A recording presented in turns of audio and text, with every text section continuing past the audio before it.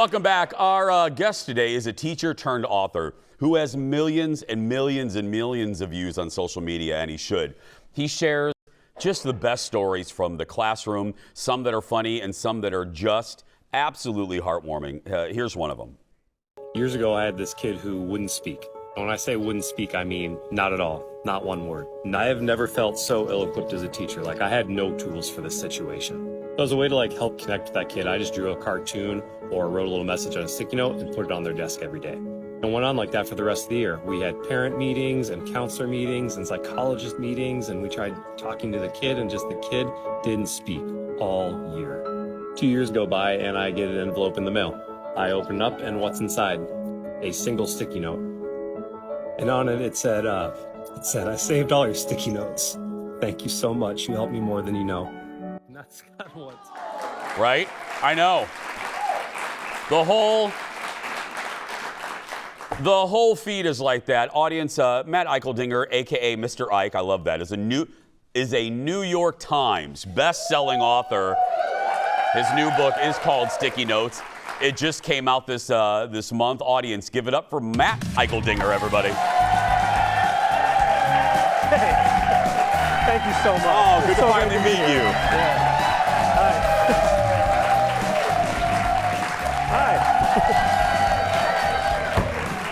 Hi. I got to tell you, here's the honest truth. Okay. The booking on the show, let me tell you, it went something like this. No, I mean this. Okay. I do commercials on my radio show for a shoe company called Schuler Shoes. Okay. Yeah. And I got this note. I got this note sent to me. Hey, Jace, I need you to talk in one of your commercials about this author, about this event. Okay. And I thought to myself, how am I going to talk about boots and get you in there? And I thought, what am I doing? So I took the time to learn about you. Okay. And I just fell in love with what you do. Oh, thank you. And at that moment, I emailed our team here and I said, get this guy on the show, because people that watch the show know this. I talk about my third grade teacher all the time. Okay. And my third grade teacher changed the trajectory of my life, because she realized something different in me and set a different course for me that wasn't in any lesson plan. Yeah. She did what was right for the kid, and I just appreciate teachers like you so much. So thank you first and foremost for what you do. Truly. Did you always want to be an educator? No, I was originally going to be an architect. I thought that. Wow, that's a swing, Matt. Yeah. I thought they made lots of money, and I can draw kind of. And so my senior year, my parents got me my first ever laptop, and I was like, that's what I'll do. And then right before I chose my college, I realized the things that I'm naturally good at are working with kids. My soccer coaches always put me with, we called them the bumblebees at soccer camps, and I was like, I enjoy this. Maybe I should be a teacher. And what was your first day in the classroom like? Did you have a moment of oh God, where's the architectural firm? Yeah. Yes, something that I wasn't prepared for in college was something that we call teacher tired, and that's when you finish teaching and you just want to cover yourself with a weighted blanket and no one talk to you for an hour. Yeah. What was one of the first students that had a connection with you and vice versa, like that story? Was it the Sticky Notes kid that was really the first one where you were like, wow, this profession is bigger than I thought it was?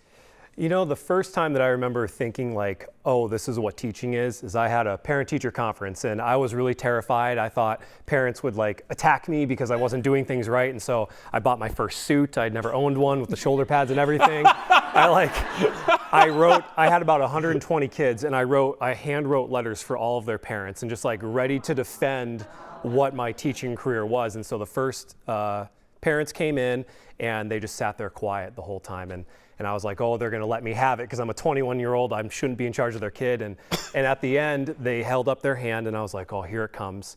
And they asked their son to step out of the room. And they said, you know what? We're happy with what he's doing, but our kid doesn't have any friends. Can you help us? And that was the first time I realized, oh, I'm 21. Do they know what I was doing just like a couple years ago?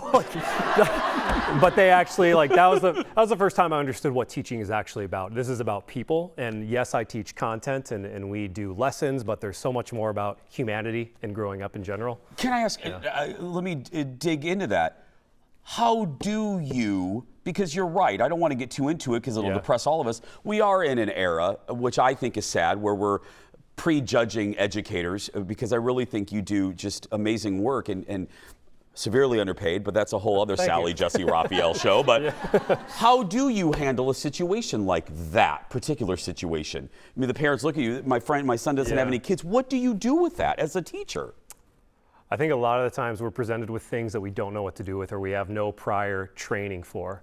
And so I think a lot of it comes down to empathy and understanding. And so I grew up in a household, my mom owned a dance studio. She had something called New Rhythms dance class, which is for kids with special needs. And I grew up watching that. My dad did something similar at his company where he had adults with special needs who would come in and help work. And I got to witness what it's like to just listen to others and help them. And I think when you approach every situation with listening and trying to understand where that person is coming from, you can find common ground really easily, especially when it deals with a kid. Absolutely. Yeah. So how did, so when we come back, how did all of that turn into all of this? Yeah. We'll be right back. Back in a moment, everybody. I've never done a talk show. You've never done one? Oh! Let's make it a good day. Welcome back. More with teacher turned author. We're going to try to introduce the video like Matt does. Correct me if I'm wrong. We have the sticky notes. Is the other two books are there. Yeah. This is a story of perseverance, my friend. How many times were you rejected? Well over 200. So I wrote my first book when I was 21 for the students in my classroom who wouldn't read anything that I had. So I gave them all of my embarrassing stories and I wove them together and put it into a book about me. But it's called Matt Sprouts because Matt Eicheldinger takes too long to say. Yeah. It's true. A blessing and a curse. So I didn't know anything about publishing, so I spent the next decade trying to pitch it to places in New York, and everyone said the same thing, which was no. So I finally just made the thing myself in the middle of the pandemic, and that's ultimately what got picked me up by an agent, and then it became an instant New York Times bestseller. Yeah. People know I love stories like that. Yeah. What was that day like that you find out? I mean, because now that name, my intro there, you're going to be introed like that. It's like when you win an Oscar. Yeah. You will forever, your name will be led with New York Times bestselling author. Take me to the day that you found out you were a New York Times bestselling author. My wife and I were just in our bedroom and we got the call from my editor and she's like, "You're going to want to sit down." And so I did, and we were told, and it was very gratifying. And but the moment for me that's been the most important was when I landed my agent, because to get a book deal, you need an agent to broker it. And I'd spent 10 years getting rejected, and my agent, I asked if you would review my book and give me advice on whether or not to give up on my dream or not. And this was someone that I didn't know. And she's like, "Well, I need to read your book first." And she did, and she called me the next day and offered me representation with the catch of she only produces women's nonfiction. And I was like, "Oh, this book's about a guy. I'm a guy. Why would you want my book?" And she goes, "Because I believe in your idea." And for me, And so as an educator, like, isn't that the whole purpose, right? Yeah. Absolutely. Yeah.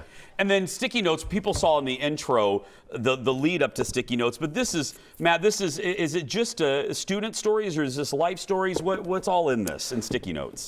There's a lot. So when I was a first year teacher, my mentor teacher told me that I needed to reflect on every lesson so I could know what to change for the following year. And I couldn't do that because I didn't know how to reflect on lessons, but what I did know how to do was write things down that I liked. And so I would write something down every day that kids did that I thought were funny or unique. And then as I matured as an adult, my stories did too, and I kept them on sticky notes in my desk. I wrote thousands of things down over 15 years. And when I went on leave from teaching to help promote my first book, I started telling these online. And that's when I saw that the stories resonated. And I think it's because there's always a story within the story. And the great thing about Instagram is it forces you to tell a story in under 90 seconds. Yeah. And so I really have to look at the situation that I wrote down and think of what did I actually learn from that and how is it applicable to you and I. Just a warning, like a happy warning, don't start watching Matt's videos unless you have like 3 hours. Because what happens is, look, okay, and Matt, usually I did this with my friends. I imitated you. I'm like, hi, I'm Matt. I'm Matt. Teacher turn. How do you say it? Hello, my name is Matt. I'm a teacher. That's right. So I started doing that now. Hello. Before I start watching your videos, hello, I'm Jason. I'm watching Matt's stories. And you are, so you're a we've covered being a New York Times bestselling author, and now you're a viral hit. Yeah. What is that like? I mean, millions and millions of views. It's bizarre. It's really bizarre. What do the kids think? Forget you, actually. Oh, yes. What do your students think of it? Well, at the time, I was just starting to go viral. And so my students were pretty excited to like, oh, what free stuff are we all going to get? I'm like, we all? Like, all of us? But it's been fun for the sole reason of going viral multiple times, it's fun because I get recognized by former students. And as a teacher, you rarely get to see the kids that you teach. They rarely come back. And so to have kids send me pictures of their profession and their families, it's very reinvigorating. I will end how I began, and I always like doing that. But I'll say too, please come back. I could talk to you for another hour. But I will end how I began. My teacher, the one that I started this interview talking about, Mrs. Freeze, was here last season and surprised me. And came back. I didn't know she was here and changed my life. So I just want to say, be confident no matter what happens to you in your life. Just know that there are a lot of me's for you. And I appreciate what you do. Thank you so much. Thank you. Pick up a copy. Here it is. Pick up a copy of the new book. It's called Sticky Notes. Follow Matt on social. Again, give yourself a few hours. We'll be right back. Back in a moment.